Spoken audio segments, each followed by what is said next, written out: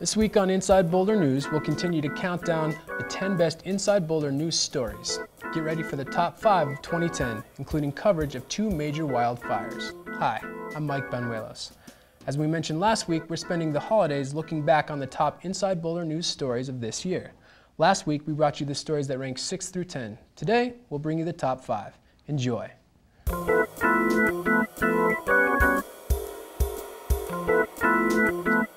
Community leaders and the Boulder Fiber Forever group believe the high-speed broadband network proposed by Google would revolutionize how Boulder's high-tech companies, federal labs, and universities, as well as individual residents, access and share information around the world.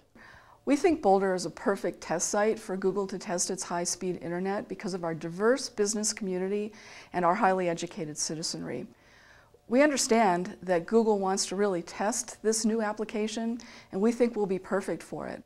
We also believe that the new test of the high-speed internet will really complement some companies that we already have in our community, like Google itself, Microsoft, Ball Aerospace, and IBM. These companies have already invested in high-speed internet and are incredible tech companies that make a difference throughout our world.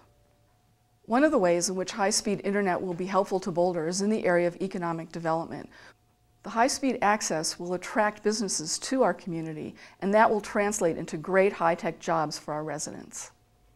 The Boulder Fiber Forever team captured the interest of the community, with citizens and private companies submitting videos that demonstrate the enthusiasm about Google's project, and with thousands of fans on Facebook and Twitter, with posts showing their support and retweeting their excitement across the social web.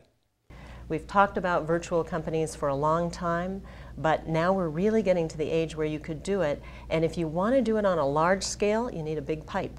You know, we're a creative bunch here, as entrepreneurs tend to be, and the things that I think we'll dream up when we have this type of access will be really fantastic.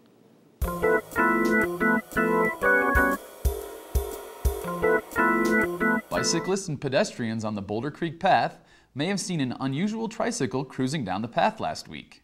What people actually saw was the Google Trike capturing pictures of the Boulder Creek path that will be uploaded to Google Maps so people can take a virtual tour of this wonderful city amenity.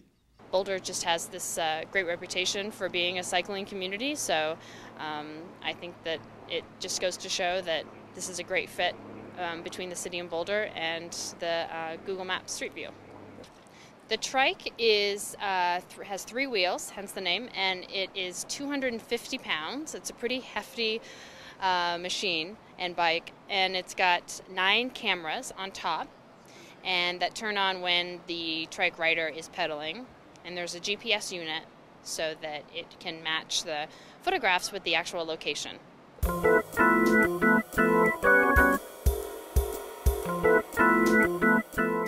Another hot topic scheduled to go before council in the next month is medical marijuana land use regulations.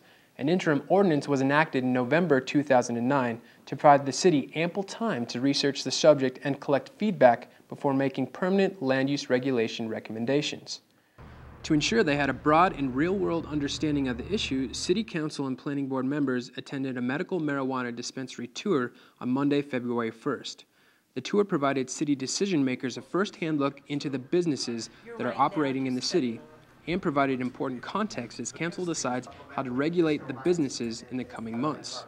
The tour consisted of visiting 4 medical marijuana dispensaries within Boulder city limits. Business owners made themselves available to answer questions from city officials regarding security concerns, verification of medical marijuana cards, pricing, grow operations, and how edible medicine is made. Planning officials also collected resident feedback during the month of January to see how the interim ordinance has been working in the community.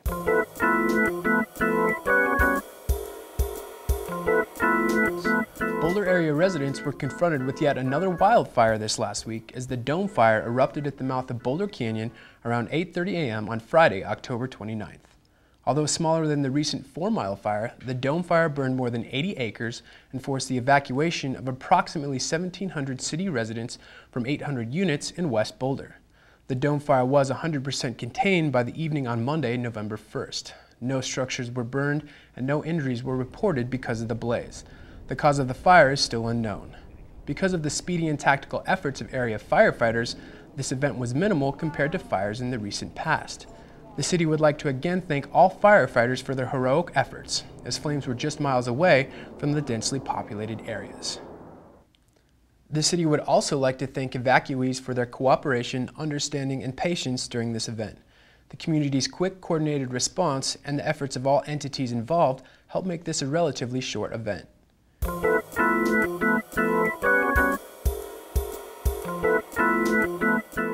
From the flames to the smoke to the heartbreaking photos of burning homes, Boulder residents, county neighbors, and visitors watched with worry as fire crews worked to battle the 4 Mile Canyon wildfire. The fire broke out on Monday morning, September 6th in Emerson Gulch, and whipped by winds spread quickly, forcing thousands of residents to flee their homes and hope for the best. Although the fire started in the county, the city immediately began offering firefighters and resources. As bad as the fire became, Boulder Fire Chief Larry Donner said it could have been much worse if it weren't for the cooperation among many local, state, and federal agencies. City and county firefighters have a long tradition of training and fighting wildfires together. This spirit of collaboration was evident at the command post, which was set up at the Boulder Reservoir. The city closed the recreational area on Tuesday, September 7th to help provide shelter for the hundreds of firefighters who poured into our community to assist. City and county employees also joined together to help with evacuations and perform related law enforcement responsibilities to support evacuees and in the Joint City-County Emergency Operations Center. At the time of taping, crews were still battling this fire, which Chief Donner said was the largest and most challenging in his 20 years as Boulder Fire Chief.